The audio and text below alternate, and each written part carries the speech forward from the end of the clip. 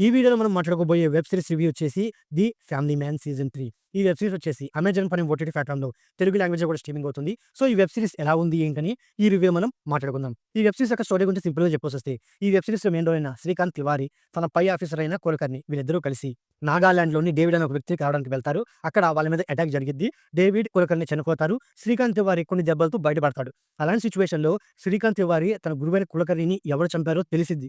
తన మీద రివెంజ్ తీర్చుకుందామనే పరిస్థితుల్లోనే కులకర్ణిని చంపిన మర్డర్ కేసులో శ్రీకాంత్ తివారీని సస్పెక్ట్‌గా పరిగణిస్తూ తన మీద అరెస్ట్ వారెంట్ ఇష్యూ చేస్తారు. అండ్ అలాగే ఇదే సిట్యుయేషన్‌లోకి శ్రీకాంత్ ఫ్యామిలీని కూడా లాగుతారనమాట. మరి శ్రీకాంత్ తన ఫ్యామిలీని ఎలా కాపాడుకున్నాడు?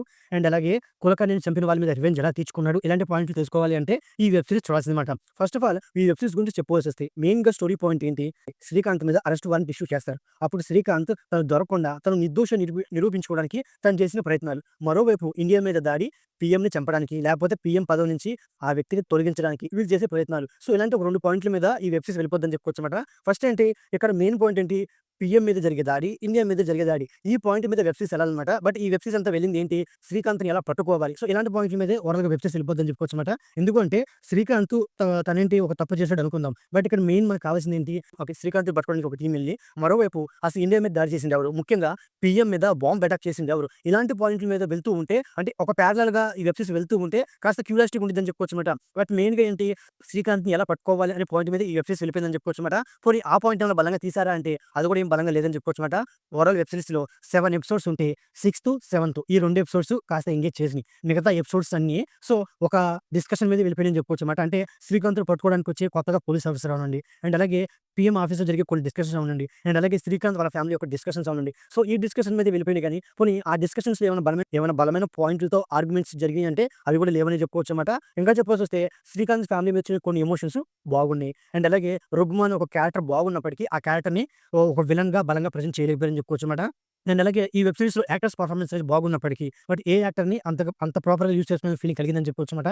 ముఖ్యంగా ఈ వెబ్ సీరీస్ యొక్క సినిమాటోగ్రఫీ, ప్రొడక్షన్ వాల్యూస్, లొకేషన్స్ అంటే మయన్మార్, నాగాలాండ్. సో, ఈ 2 లొకేషన్స్‌లోనే ఓవరాల్ వెబ్ సీరీస్ వెళ్ళిపోద్దని చెప్పుకోవచ్చనమాట. ఆ లొకేషన్స్ చాలా బాగున్నాయని చెప్పుకోవచ్చనమాట. సో, అవి తప్పించి ఓవరాల్ వెబ్ సీరీస్ అనేది సాగదీసుకుంటూ వెళ్ళిపోయారని చెప్పుకోవచ్చనమాట. అంటే వీళ్ళు తీసుకున్న పాయింట్ అంత బలంగా లేకపోయినా సో, తీసుకున్న పాయింట్‌లో బలమైన స్క్రీన్ ప్లేని గాని, బలమైన సీన్స్ గాని, లేకపోతే ఒక బలమైన సిట్యుయేషన్ గాని క్రియేట్ చేశారంటే ఏది లేదనే చెప్పుకోవచ్చనమాట. కొంత డిస్కషన్ మీద ఓవరాల్ వెబ్ సీరీస్ రన్ అవ్వడం వల్ల వెబ్ సీరీస్ అనేది బోర్ ఫీల్ కలిగిందని చెప్పుకోవచ్చనమాట. ఇంకా చెప్పొస్తే ఈ వెబ్ సీరీస్ సీజన్ 3 కాబట్టి సీజన్ 1, సీజన్ 2లో అంటే సీజన్ 1లో ఒక ఇంపార్టెంట్ క్యారెక్టర్ కొన్ని కొన్ని బలమైన సిట్యుయేషన్స్ ఉంటాయి. సీజన్ 2లో ఇంపార్టెంట్ క్యారెక్టర్ అయిన సమంత గారు బలమైన సీన్స్ ఉంటాయి. బట్ ఈ సీజన్ 3కి వచ్చేపాటికి సో, సీన్స్ గాని, క్యారెక్టర్ గాని ఏవి బలంగా లేవని చెప్పుకోవచ్చనమాట. ఇంకా చెప్పొస్తే రాజన్ డీకే గారు వాళ్ళ డైరెక్షన్ అనండి, వాళ్ళ స్క్రీన్ ప్లే అనండి అంత బలంగా లేదని చెప్పుకోవచ్చనమాట. సో, అంటే ఈ సీజన్ మీద ఉన్న హైప్‌ని యూజ్ చేసుకుందాం అనే ఫీలింగ్‌తోనే ఈ సీజన్ 3 తీసిన ఫీలింగ్ కలిగిందని చెప్పుకోవచ్చనమాట. మెయిన్ పాయింట్ ఏంటి? సో, కులకర్ణి చంపిన వాళ్ళ మీద శ్రీకాంత్ రివెంజ్ తీర్చుకోవాలి. ఆ రివెంజ్ ఎవరి మీద? రుగ్మ మీద. సో, ఫైనల్‌గా క్లైమాక్స్‌లో రుగ్మ అండ్ అలాగే శ్రీకాంత్ కలుస్తారు. వాళ్ళిద్దరి మధ్య గన్ ఫైర్ అయితే జరిగిద్ది. జరిగిన తర్వాత రుగ్మ చనిపోతాడు అంటే రుగ్మ అయితే చనిపోడనమాట. అంటే శ్రీకాంత్ తన రివెంజ్ అయితే తీర్చుకోడనమాట. అంటే సో, అలాగా ఒక కన్‌ఫ్యూజన్‌లో పడేసి సీజన్ 3కి ఎండింగ్ ఇచ్చి మిగతా పాయింట్లు అంటే ఏంటి? ఏం పాయింట్లు? సో, శ్రీకాంత్ రుగ్మ మీద రివెంజ్ ఎలా తీర్చుకుంటాడు? పోనీ రుగ్మ శ్రీకాంత్ మీద రివెంజ్ ఎలా తీర్చుకుంటాడు? ఇండియా మీద అటాకు, పీఎం చేసే పనులు, పీఎం మీద అటాక్ ఇలాంటి పాయింట్స్ అనేవి సీజన్ 4లో హైప్‌ని ఇస్తాయి అని చెప్పుకుంటూ సీజన్‌ని ఎండ్ చేసుకుంటూ వచ్చారని చెప్పుకోవచ్చనమాట.